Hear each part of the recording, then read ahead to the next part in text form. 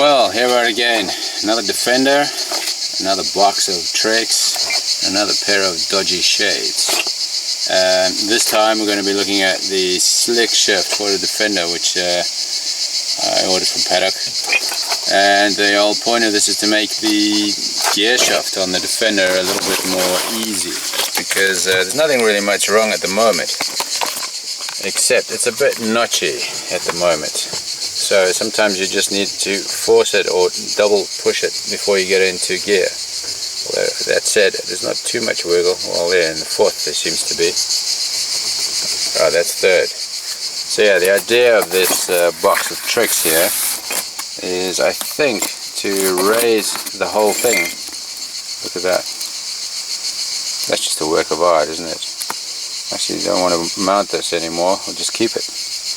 So yeah, that comes under your gaiter, which lifts the whole gear knob, I believe, and hopefully it'll make a slicker shift. So I saw the video on their website, and I thought I would try and do it here in the car, because normally you see these videos and they got the gearbox out of the car, and all very easy on a workbench, you can get to everything. But here, yeah, this is the car, so we need to try and have a look. So first we need to remove the rubbers, take the gear knob off, and let's see what's under there. Now we're going to take this rubber off here, and what feels like the two springs there that push down there. So yeah, we'll see what's under there. Right, so this nut here, this is a 17, and that should just come right loose. It's a captive nut, and that comes off. Suddenly a whole gearbox, gear knob comes off. Yeah, which could be rather challenging driving now, because yeah, it's quite short. But we're getting closer. There goes the rubber, and there we get to the meat of it. And apparently we have to undo that bolt there, that one. There's one, which could be a bit tricky. And the last one is there.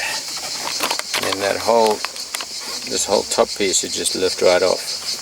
So first of all, these two springs hold the lever on, so we need to unclip those by using a screwdriver.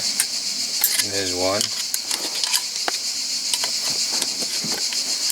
and there's the other, and this should just pop out. Oh yeah, there's a captive nut there. And the whole pin comes out. Still quite full of grease. So yeah, what's the difference? Well, there you go. That's the difference in height. So we'll see what that does.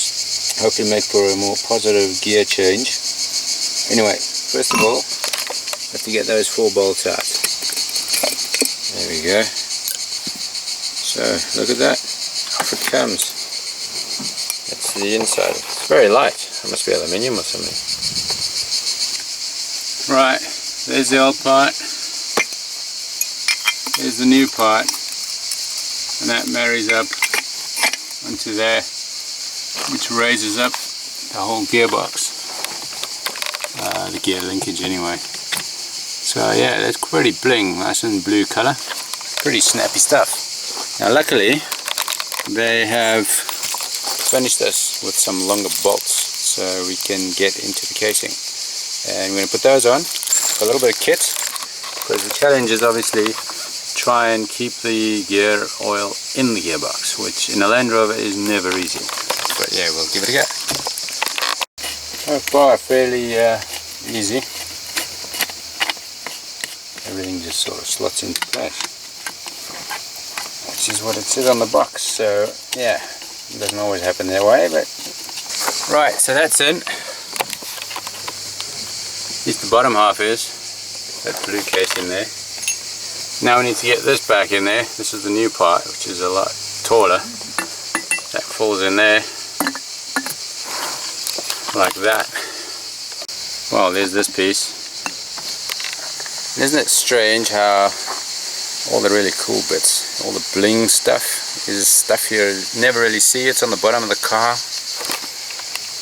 Right, so I've greased up the new piece using some grease from the old bit. This came out of the old bit as well, just like a spring. That sits in there, and then that slides in there, and it has to marry up with the cup at the bottom. And when it slides in, you know you're there. Then this little bolt screw comes on here. It's a number 10.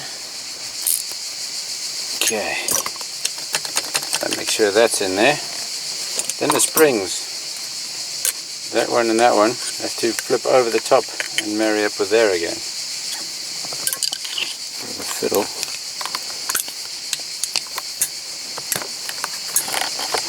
Oh, there we go.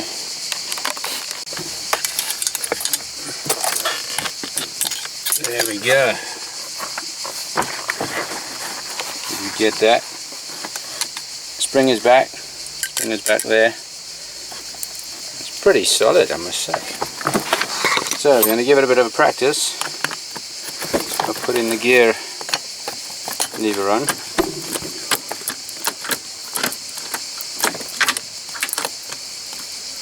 First, second.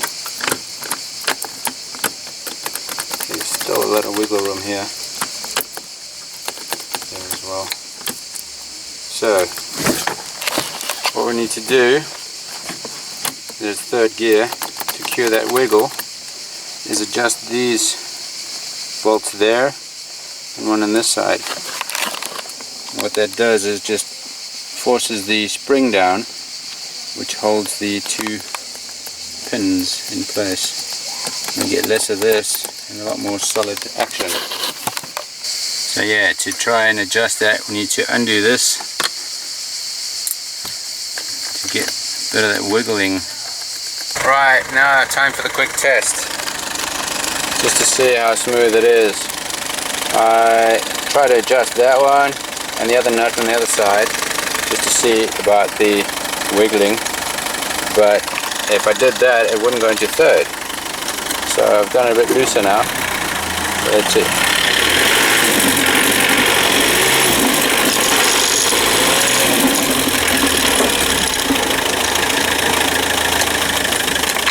Well, reverse is quite satisfying. It's a lot better than it was. Is it slicker? I'm not convinced at the moment.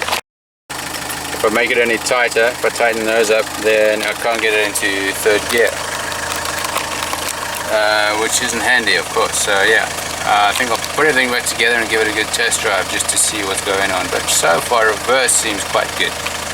Just remember to put this rubber back, because that goes on first, and then the gear knob, and you can obviously adjust it whichever way you want. I think straight there. Yeah, alright, so I'll tighten that up. Yep, gearbox is still as usual, so off we go.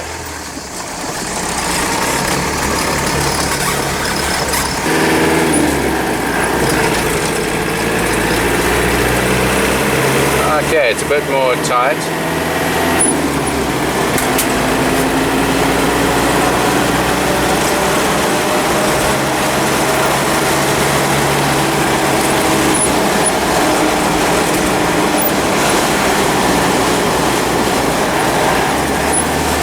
Okay, third is still a bit of an issue.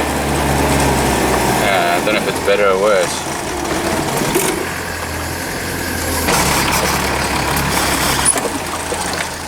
So yeah, I'm not really convinced it's a very slick shift, although it says so on the box.